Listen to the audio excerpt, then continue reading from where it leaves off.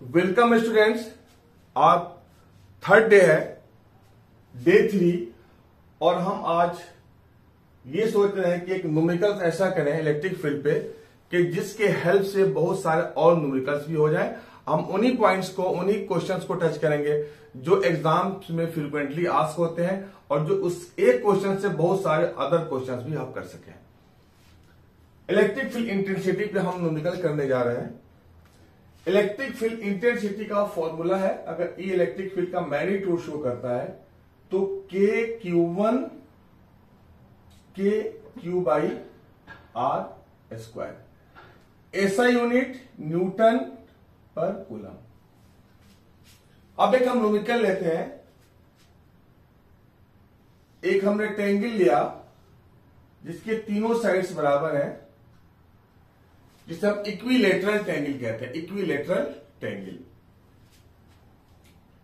ए B सी,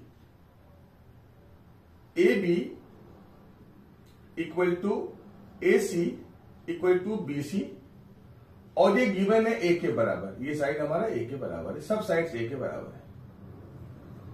B पे charge है, B और सी है।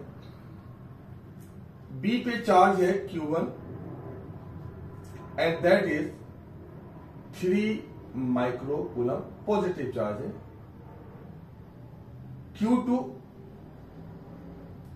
C पे Q2 चार्ज है जो प्लस 3 माइक्रो कूलम ये भी है। ये क्वेश्चन एक तरह से क्वेश्चन, इनफैक्ट क्वेश्चन एक कंप्लीट 3-4 सेंटेंस में दिया रहेगा। हम क्वेश्चन नहीं लिख रहे हैं, बल्कि हम ये बता रहे हैं कि एक ट्रायंगल है, इक्विलेटरल है, उसकी साइड्स पूरे ए हैं और उसके बी और सी वर्टिसेस पे चार्जेस दोनों मैग्नीट्यूड में और नेचर में इक्वल है। 3 माइक्रोकूलम 3 माइक्रोकूलम, और ए जो है यहां पे 3 सेंटीमीटर भी हम इसको ले लेते हैं। ये पूरा हमारा न्यूमेरिकल वैल्यू में आंसर आ जाए।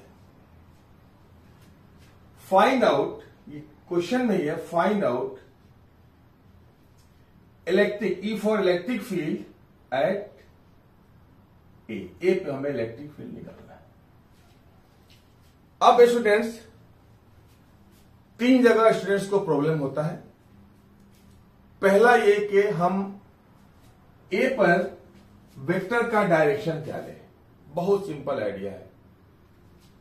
अ place, a point where field is required, जहां पे आपको फील्ड की जरूरत है वहां पे टेल ऑफ द वेक्टर होगा। वहां पे क्या होगा? Tail of the vector. तो हमने यहां पे टेल ऑफ द वेक्टर ले लिया, टेल ऑफ द वेक्टर। अब दिस चार्ज इज पॉजिटिव। हमेशा याद रखना है कि पॉजिटिव चार्ज का फील्ड आउटवर्ड होता है। किसी भी पॉजिटिव चार्ज का फील्ड आउटवर्ड होता है, और आउटवर्ड क्यों होता है कि जहां पे हम फील्ड निकालते हैं वहां पर हम ये मान के चलते हैं कि वहां पे एक पॉजिटिव चार्ज +1 पहले से मौजूद है। ओके, ये पॉजिटिव, एक को हम साइड में लिख देते हैं। पॉजिटिव, यहां भी फील्ड निकालना है, पॉजिटिव है, तो ये हमारा टेल ऑफ द वेक्टर है, टेल ऑफ द वेक्टर, और ये पॉजिटिव इसको रिपेल करेगा तो ये डायरेक्शन हो जाएगा सीधे। वेक्टर वहीं से शुरू होगा, टेल ऑफ वेक्टर वहां पर होगा जहां पे हमें इलेक्ट्रिक फील्ड निकालना है। ये माइंड में रखना है, क्योंकि बच्चे बहुत ही मिस्टेक करते हैं। यहां पे वेक्टर बना देते हैं, यहां बना देते हैं। नहीं, जिस पॉइंट पर हमें फील्ड निकालना है उस पॉइंट पर टेल ऑफ द वेक्टर होगा, और अगर निगेटिव है तो इनवर्ड होगा, पॉजिटिव है तो आउटवर्ड होगा। तो ये हमारा, इसका नाम हमने रखा E1, और ये C जो है, C की वजह से फील्ड होगा, एंड दिस इज E2। तो सबसे पहले हम क्या करेंगे? सबसे पहले हम फील्ड का फॉर्मूला लगाएंगे। ए भी हमारा ए इक्वल टू कितना है? 3 सेंटीमीटर, और ये भी हमारा ए इक्वल टू 3 सेंटीमीटर दिया हुआ गिवन। अब सॉल्यूशन में आइए। सॉल्यूशन, सबसे पहले हम क्या करेंगे? फील्ड निकालेंगे। E1 के क्यू बाई आर स्क्वायर, के 9 इंटू 10 टू द पावर 9। अब E1 के लिए चार्ज हम क्या लेंगे? Q1। Q1 कितना है 3 माइक्रो कूलम, मतलब 3 और माइक्रो का मतलब होता है 10 पे पावर -6, अभी तक तो आप जान ही गए होंगे कूलम। और डिस्टेंस यहां पे कितना है 3 सेंटीमीटर, लेकिन हमें एसआई में कन्वर्ट करना पड़ेगा मीटर में, तो 3 सेंटीमीटर हो जाएगा 3 into 10 to the power -2 metre हो गया, और हमने स्क्वायर कर दिया, हमने कन्वर्ट किया 3 सेंटीमीटर को मीटर में, जो 3 इंटू 10 पे पावर -2 के बराबर हो गया, और ये हमारा फील्ड का फॉर्मूला है। E1 इक्वल टू 9, 3 को यहां लिख देते हैं, 10 पे पावर 9 और 10 पे पावर -6, दिस इज द 10 पे पावर 3। यहां स्क्वायर कीजिए, 3 square 9 and this is 10 to the power -4। Clear है? 3 स्क्वायर 9 एंड 10 पे पावर -4, इसको हमने कैंसिल किया, 3 इंटू 10 पे power 3 into 10 to the power 4 going up, and finally 3 into 10 to the power 7 newton, ये हमारा इलेक्ट्रिक फील्ड हो गया। E2 सेम कैलकुलेशन है, सेम, तो सिमिलरली कर दीजिए। Similarly E2 equal to also 3 into 10 पे पावर 7 न्यूटन।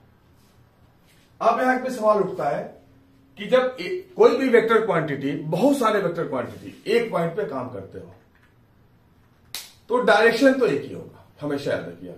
वेक्टर एडिशन में डायरेक्शन नहीं होगा, और बेसिक जो वेक्टर एडिशन के लिए फॉर्मूला इस्तेमाल करते हैं वो है हमारा लॉ ऑफ पैरेललोग्राम। आप 11th में याद कीजिए, और 12 में भी आपने बहुत पढ़ा होगा लॉ ऑफ पैरेललोग्राम। अब मैं थोड़ा सा इसको मैं आपसे खत्म करता हूं, इससे यहां पे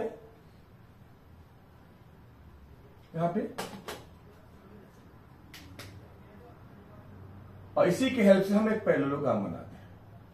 ये हमने पैरेललोग्राम बना दिया। अब ये जो E है, E, this is the resultant vector. दोनों वेक्टर का जो कंबाइंड इफेक्ट है E है, और it is an equilateral triangle, so this is 60 degree, this is also 60 degree, students, and this is also 60 degree, and this is vertically opposite angle, this is also 60 degree। Clear?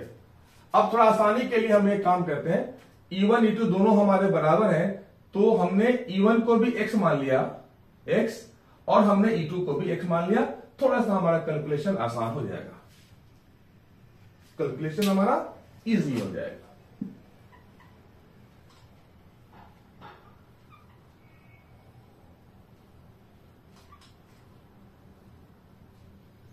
अगर हम law of parallelogram की बात करें तो क्या होगा हमारा resultant E equal to E1 square plus E2 square plus 2 E1 E2 and cos 60 degree, और ये हो गया हमारा स्क्वायर।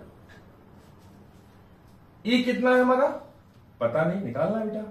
ये x लिया था हमने, x square plus 2 into x into cos 60 1/2। याद रखिएगा ये सब बहुत बेसिक चीज है। 2 और 2 हमने कैंसिल कर दिया, तो finally X square plus X square, और सबको हमने जोड़ दिया तो 3x square and finally x root 3 हमारा ये आ गया। ओके, x कितना लिया हमने 3 इंटू 10 पे पावर 7। हमारा x किसके बराबर है 3 इंटू 10 पे पावर 7। इसका मतलब है कि electric field equal to 3 into 10 पे पावर 7 इंटू रूट 3 न्यूटन पर कूलम, और यहां पे 3 रूट 3 इंटू 10 पे पावर 7 न्यूटन पर कूलम। आप चाहे तो रूट 3 को 1.73 से मल्टीप्लाई करके एक पार्टिकुलर आंसर आप लिख लेंगे। तो ये बहुत आसान तरीके से हम निकाला। आप सपोज करो कि लॉ ऑफ पैरेललोग्राम, बहुत सारे हमारे स्टूडेंट्स हैं जो लॉ ऑफ पैरेललोग्राम भूल जाते हैं, प्रेशर आता है, बहुत सारे रात में पढ़ के जाते हैं, उनके लिए मैं कुछ कंसेप्ट देता हूं, उससे आप याद रख लीजिए। ये हमेशा आपके काम आएगा, शॉर्टकट में काम। कोई भी अगर वेक्टर का काम हो, फील्ड हो या फोर्स हो, आप शॉर्टकट पे काम करेंगे। एक कंसेप्ट है, लिख लीजिए, सम कंसेप्ट्स।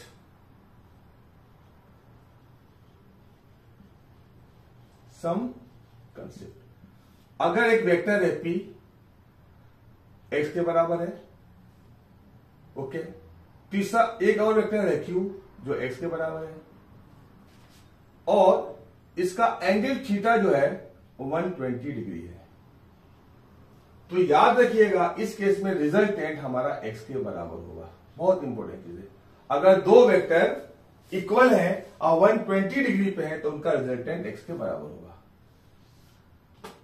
उसके बाद 1 सेकेंड मोर, P हमारा x के बराबर है, Q x के बराबर है, दोनों बराबर है, लेकिन अगर थीटा हमारा 90 डिग्री है तो रिजल्टेंट हमारा x रूट 2 होगा। तीसरा कंसेप्ट हियर, अगर हमारा again P equal to Q, P equal to x, Q equal to x, और थीटा अगर 60 डिग्री है तो इस केस में हमारा रिजल्टेंट x रूट 3 होगा। तो इसलिए अगर एग्जामिनेशन में अगर ऐसा कुछ है कि आपके पास टाइम नहीं मिल रहा है, आप प्रेशर में है, कोई प्रॉब्लम है लॉ ऑफ पैरेललोग्राम में, कंफ्यूजन है, तो सीधे आप अगर इसके लिए 60 डिग्री के लिए x रूट 3 जो वैल्यू आएगा, एक कोई भी वैल्यू आएगा उसको रूट 3 से मल्टीप्लाई कर दीजिएगा और रिजल्टेंट हो जाएगा। आप लिख दीजिएगा एग्जामिनेशन में कि वी नो, जानते हो नहीं जानते हो लिख दीजिएगा, we know that if P equal to x, Q equal to x, अगर दोनों वेक्टर बराबर है तो रिजल्टेंट किसी भी वेक्टर के रूट 3 टाइम्स होता है।